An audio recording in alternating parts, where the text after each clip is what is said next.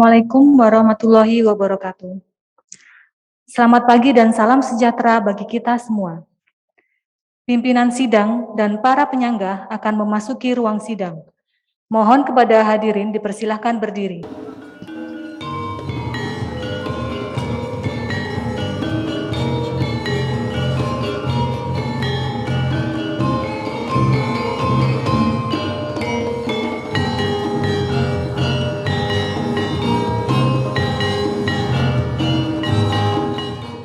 Mohon para hadirin dipersilakan duduk kembali.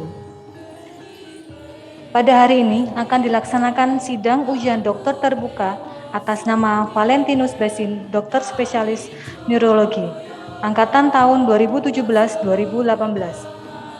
Hadirin, sebelum acara dimulai, dipersilahkan mematikan atau memasang mode diam pada telepon genggam. Selanjutnya, sidang ujian dokter terbuka yang terhormat kami serahkan kepada pimpinan sidang. Terima kasih. Wassalamualaikum warahmatullahi wabarakatuh. Selamat pagi, salam sejahtera bagi kita semuanya, salam sehat. Assalamualaikum warahmatullahi wabarakatuh. Yang saya hormati promotor Prof. Hafidz, co-promotor Prof. Yusak, dan para penyangga, para undangan akademik yang saya hormati.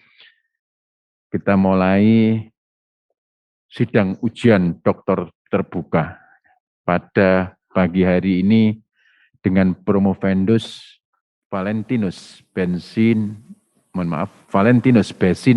dokter spesialis neurologi. Adalah mahasiswa angkatan tahun 2017-2018 telah menempuh ujian akhir tertutup dan dinyatakan lulus. Untuk itu, Promovendus diperbolehkan menempuh ujian akhir terbuka di hadapan penyangga dan undangan akademik. Seorang dokter selain dapat menghasilkan disertasi dengan benar dan handal, juga harus dapat mempertahankan disertasi tersebut terhadap berbagai sanggahan. Untuk itu perlu dilaksanakan ujian akhir terbuka di hadapan para penyangga dan undangan akademik. Para penyangga serta promotor dan co-promotor dalam ujian akhir terbuka ini dimohon memberikan penilaian mengenai 1. Alur pikir ilmiah Promovendus dalam mempertahankan disertasi terhadap berbagai sanggahan. Yang kedua, sumbangan terhadap bidang ilmu dan atau nilai penerapannya. Sedangkan jawaban pertanyaan dari para undangan akademik dapat sebagai bahan pertimbangan penilaian. Khusus untuk predikat dengan pujian sesuai dengan Pedoman Pendidikan Universitas Airlangga tahun 2017-2018 dengan masa studi tidak lebih dari 4 tahun dan telah accepted 1 jurnal internasional. Promovendus diminta memasuki ruangan.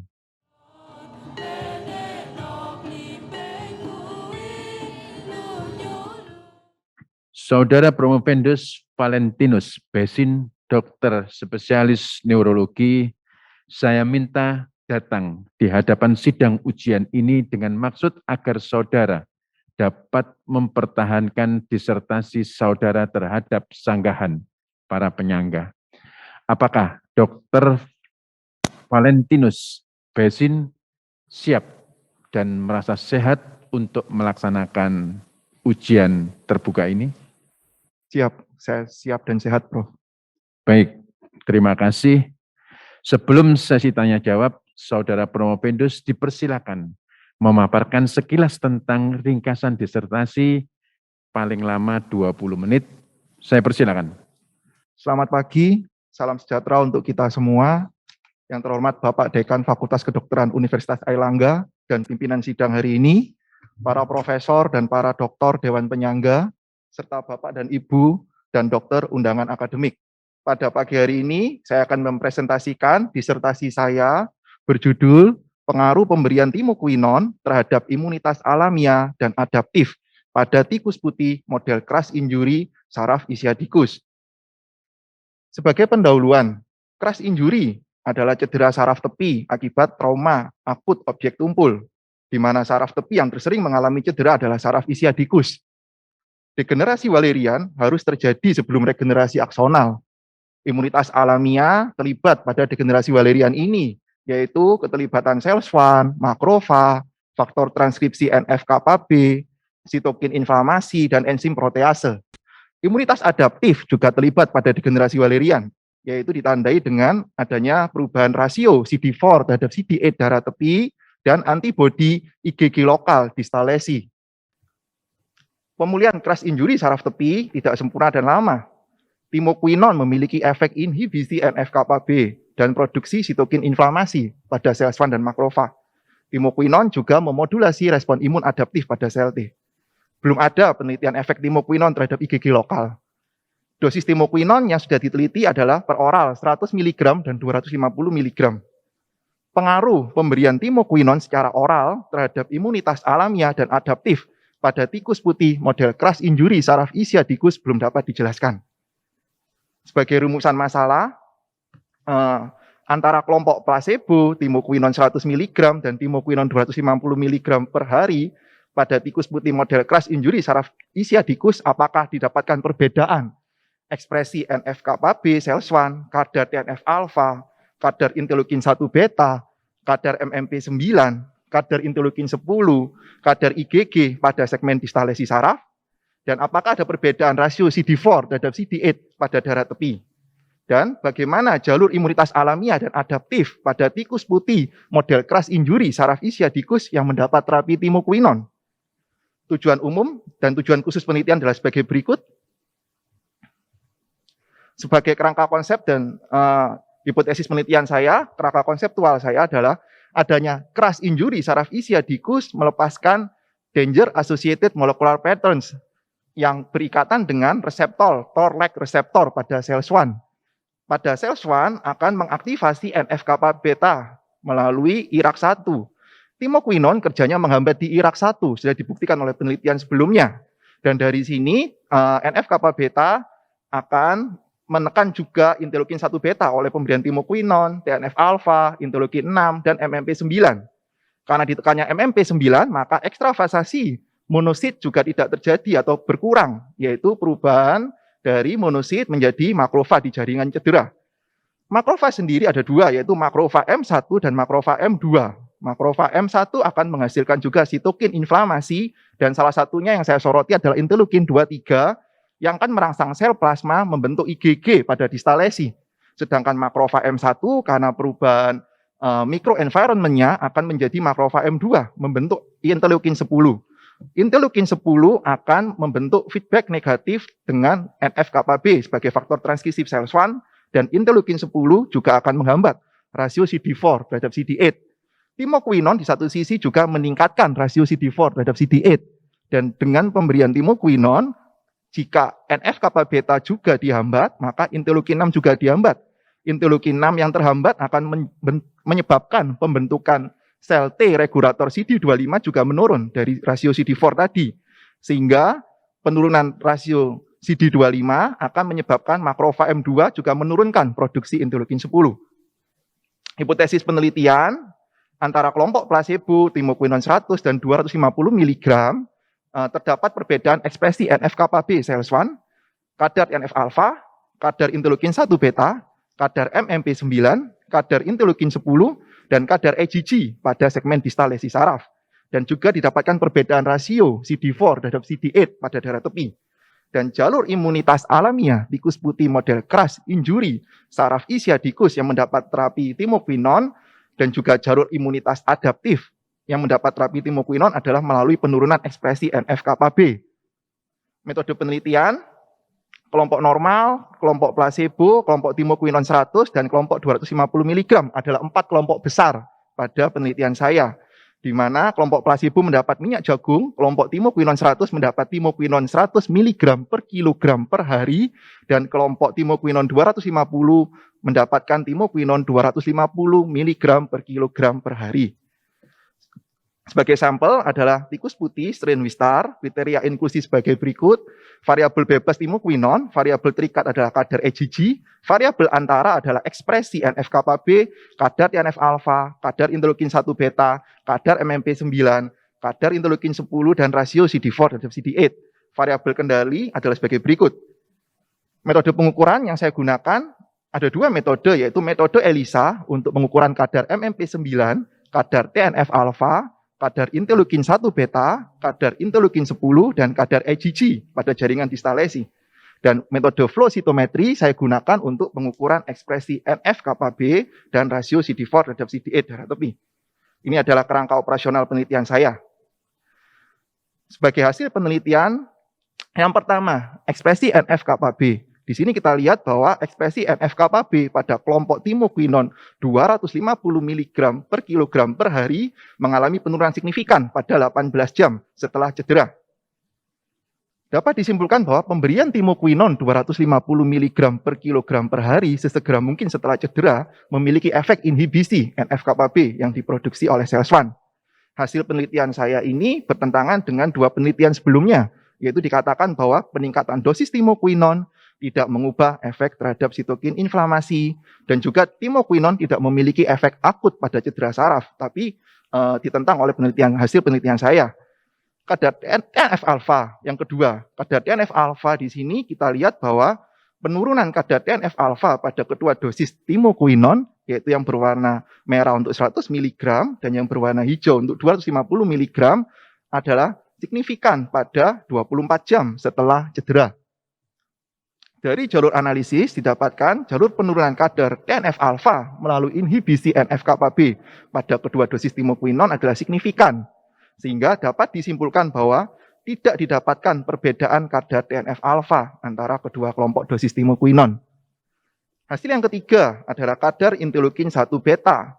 Kadar interleukin 1 beta pada kelompok normal di sini lebih tinggi daripada kelompok placebo yang berwarna biru, daripada kelompok timoquinon yang 100 mg yang berwarna merah, dan kelompok timoquinon 250 mg yang berwarna hijau. Dan terutama pada kelompok timoquinon 250 mg per kilogram per hari mengalami penurunan signifikan pada 6 kali 24 jam setelah cedera. Kadar interleukin 1 beta pada kelompok normal adalah lebih tinggi, dapat disebabkan karena kalsium darah rendah dan dislipidemia. PET analisis menunjukkan jalur penurunan kadar interleukin 1 beta melalui inhibisi NF-kappa B hanya signifikan pada kelompok timoquinon 250 mg per kilogram per hari. Dapat disimpulkan bahwa pemberian timoquinon 250 mg per kilogram per hari menyebabkan penurunan kadar interleukin 1 beta melalui inhibisi NF-kappa B SELS1. Yang keempat, kadar MMP9. MMP9 adalah enzim protease yang membantu ekstravasasi monosit ke jaringan menjadi makrofag. Kadar MMP9 pada uji Friedman dan Wilcoxon menunjukkan bahwa kedua kelompok dosis timoquinon mengalami penurunan signifikan. Kita lihat di sini, yang berwarna biru untuk placebonya, yang berwarna hijau untuk timoquinon 250 mg, dan yang berwarna merah timoquinon 100, mengalami penurunan signifikan pada 5 kali 24 jam setelah cedera. Di sini kita lihat. Dan jalur penurunan kadar MMP9 melalui inhibisi NF-kappa B pada kedua kelompok adalah signifikan, sehingga dapat disimpulkan bahwa tidak didapatkan perbedaan kadar MMP9 antara kedua kelompok dosis timoquinon. Yang kelima adalah kadar interleukin 10. Kadar interleukin 10 yang dihasilkan oleh makrofag M2. Kita lihat di sini, pada kedua dosis timoquinon, kadar interleukin 10-nya mengalami penurunan dibanding kelompok placebo atau kelompok crash injury di sini. Kadar interleukin 10 kedua kelompok dosis timoquinon lebih rendah daripada kelompok placebo. Mengapa? Dapat disebabkan karena penurunan kadar MMP9 yang terlibat dalam perekrutan makrofag dari monosit darah ke jaringan. Dan jalur penurunan kadar interleukin 10 dari PET analisis menunjukkan bahwa inhibisi NF-kappa B dan MMP9 menyebabkan penurunan signifikan interleukin 10 pada kelompok timoquinon 250 mg per kilogram per hari. Dapat disimpulkan bahwa pemberian timoquinon 250 mg per kilogram per hari menurunkan kadar interleukin 10 melalui inhibisi NF-kappa B dan MMP9. Yang keenam, kadar IgG. Kadar IgG lokal pada kedua kelompok timoquinon di sini kita lihat, baik itu kelompok timoquinon 100 dan kelompok timoquinon 250 mg lebih rendah daripada kelompok placebo yang berwarna biru ini. Kita lihat di sini dari 5 kali 24 jam hingga 7 kali 24 jam. Dan uji Friedman dan Wilcoxon menunjukkan penurunan kadar IgG kedua kelompok dosis timoquinon terjadi, kita lihat dari 5 kali mengalami penurunan signifikan pada 6 kali 24 jam setelah cedera. Kadar IgG lebih rendah pada kedua kelompok timoquinon daripada kelompok placebo, dikaitkan dengan inhibisi NF-κB dari SERS1, sehingga menyebabkan penurunan produksi MMP9 dan penurunan produksi interleukin 23 oleh makrofag M1. Hal ini berdampak juga penurunan produksi IgG oleh sel plasma. Dan yang menarik di sini adalah IgG lokal dapat juga bersifat sebagai antibodi autoantigenik yang membuka peluang untuk penelitian lebih lanjut, tetapi tergantung pada isotype IgG dan bergantung pada pola glikosilasi atau sialisasi dari IgG-nya. Jalur penurunan kadar IgG melalui inhibisi MMP9 dan NF-κB pada timoquinon 250 mg adalah signifikan. Jadi dapat disimpulkan pemberian timoquinon 250 mg per kilogram per hari menurunkan signifikan kadar IgG melalui inhibisi NF-κB dan MMP9. Yang ketujuh, rasio CD4 terhadap CD8 darah tepi. Di sini rasio CD4 dan CD8 darah tepi pada kedua kelompok timoquinon, kita lihat timoquinon 100 dan timoquinon 250 mg mengalami peningkatan dibanding kelompok placebo dan kelompok normal karena pemberian timoquinon.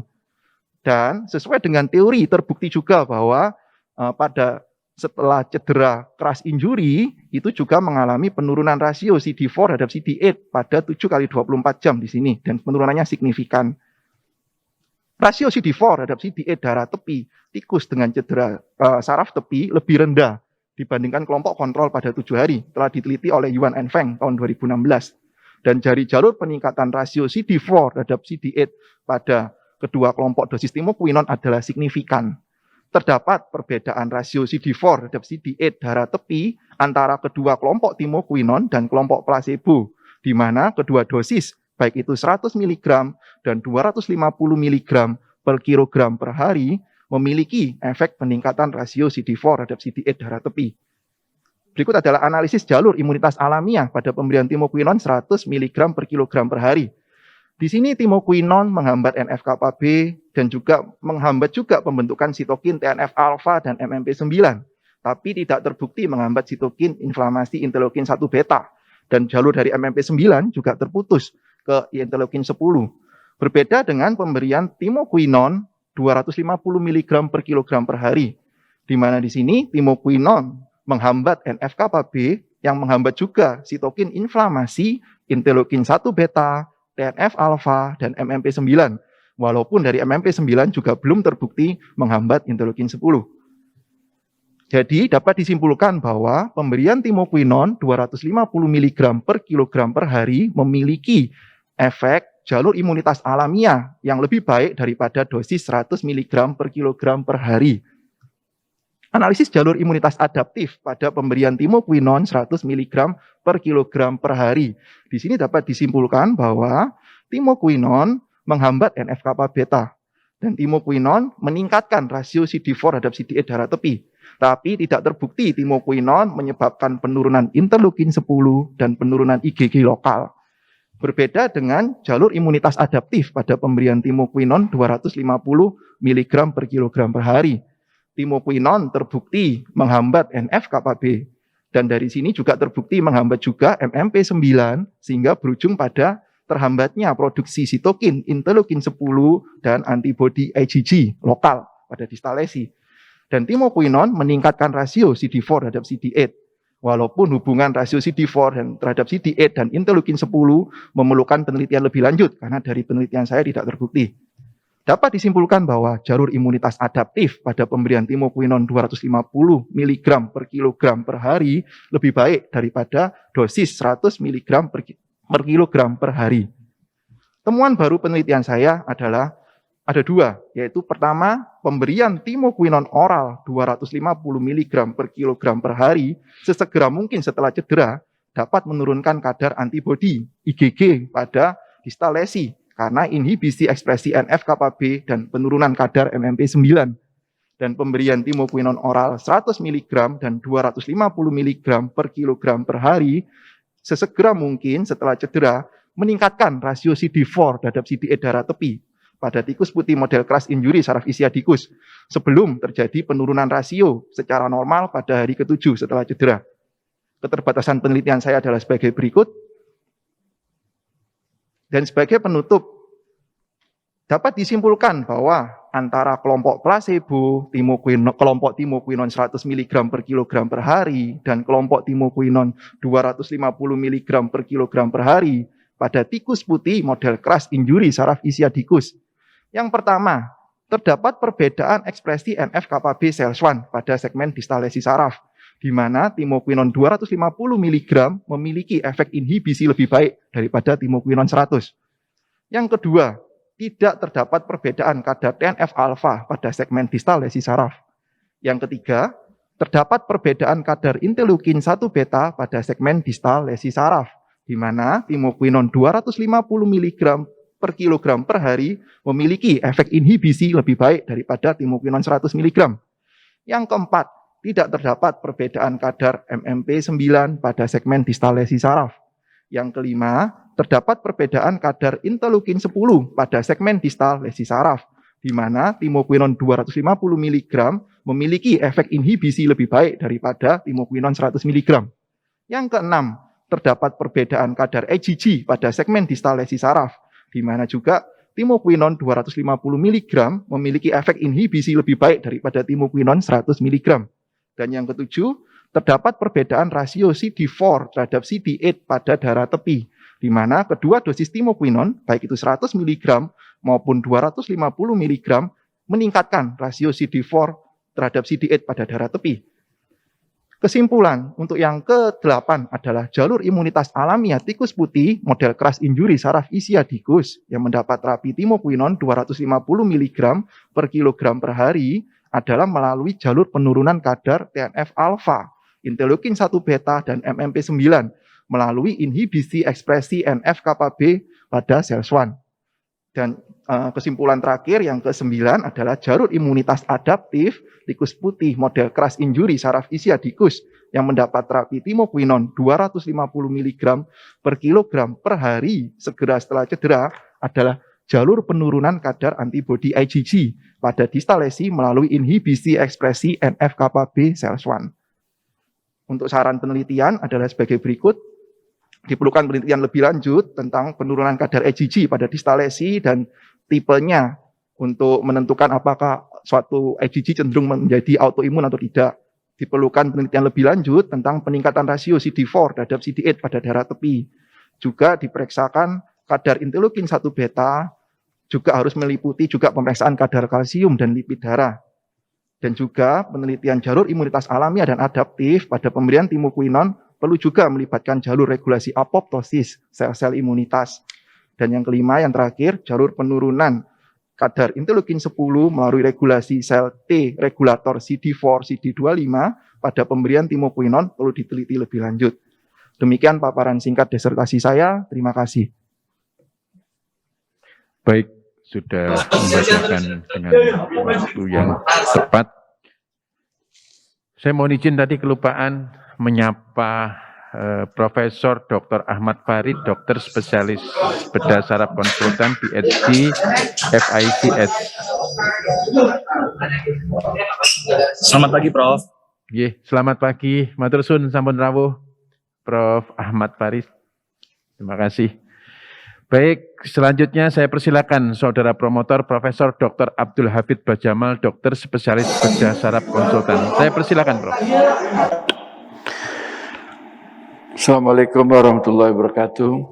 Terima kasih Bapak Dekan selaku pimpinan sidang. Pertama saya sampaikan selamat kepada Saudara Promovendus yang terpelajar atas prestasinya sampai pada tingkat akhir ini. Saya hanya menanyakan satu hal yang penting. Penelitian saudara telah menunjukkan betapa penting peranan dari timokuinon dalam menurunkan respon inflamasi melalui NF-kappa B. Tetapi pada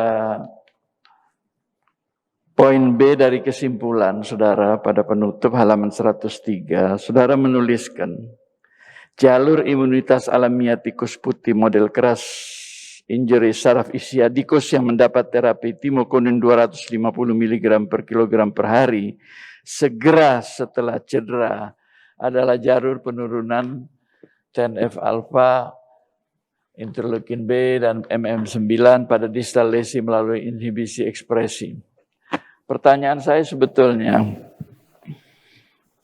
atas dasar apa saudara menuliskan kata-kata segera setelah cedera? Dan mengapa itu penting saudara tuliskan? Demikian, terima kasih. Ya, terima kasih Profesor Dr. Abdul Hafid Bajamal, dokter spesialis bedah saraf konsultan. Terima kasih atas pertanyaannya, Prof. Jadi saya jawab bahwa maksud dari penulisan sesegera mungkin setelah cedera pada penelitian saya itu adalah setelah tikus pulih dari pembiusan. Tapi untuk diaplikasikan ke manusia artinya segera mungkin setelah cedera pada saraf tepi tadi, Prof. Kenapa? Karena mengejar untuk golden period-nya, di mana di sini bisa kelihatan bahwa timoquinone 250 mg menyebabkan penurunan NF-kappa B pada 18 jam setelah cedera, Prof. Jadi jika memungkinkan sebelum 18 jam. Dan juga kita ketahui bahwa sitokin inflamasi semuanya akan mencapai puncaknya pada 24 jam setelah cedera, Prof. Jadi itu maksud dengan pemberian keterangan segera mungkin setelah cedera, baik pada tikus maupun pada manusia. Terima kasih, Prof. Hafid. Jadi berarti kalau diberikan lebih dari 12 jam, dia sudah tidak bermanfaat atau masih ada manfaatnya? Ya, masih ada, Prof. Tapi mungkin berkurang karena 18 jam ketika diberikan dari awal itu golden period-nya. Jika memungkinkan kalau 12 jam masih bisa, Prof. Tapi kalau lebih dari 18 jam, sesuai dengan hasil penelitian saya, kelihatannya sudah tidak menekan lagi NF-kappa B dari SARS-1, Prof. Terima kasih. Terkait ini saya sambung lagi. Sekarang kan sudah banyak dikonsumsi secara untuk kesehatan. Berarti mereka yang sudah menggunakan ini secara rutin, bagaimana? Lebih bagus ataukah tidak kalau terjadi cedera? Ya, baik, terima kasih, Prof. Untuk penelitian saya membahasnya adalah sebagai terapi setelah cedera, tapi untuk sebagai prevensi saya tidak meneliti hal itu, tapi memungkinkan bahwa semuanya akan terjadi perubahan pada sitokin inflamasi karena timoquinone pada jintan hitam yang banyak dikonsumsi oleh masyarakat berperan sebagai imunomodulator. Mungkin mempengaruhi hasil, tapi saya tidak bisa menjawab karena tidak termasuk dalam penelitian saya. Terima kasih, Prof. Terima kasih, saya puas atas jawaban saudara. Saya serahkan kembali kepada Terima kasih, Prof. Hafid. Selanjutnya kepada co-promotor, Profesor Dr. Yusak Nugraha, Dokter Master of Science, Spesialis Patologi Klinik Konsultan. Saya persilakan, Prof. Yusak. Terima kasih. Selamat pada Dr. Valentinus sudah mencapai tahap terakhir ini. Saya akan bertanya secara aksiologi, yaitu kan tadi sudah terbukti berperan dalam mekanisme imun adaptif maupun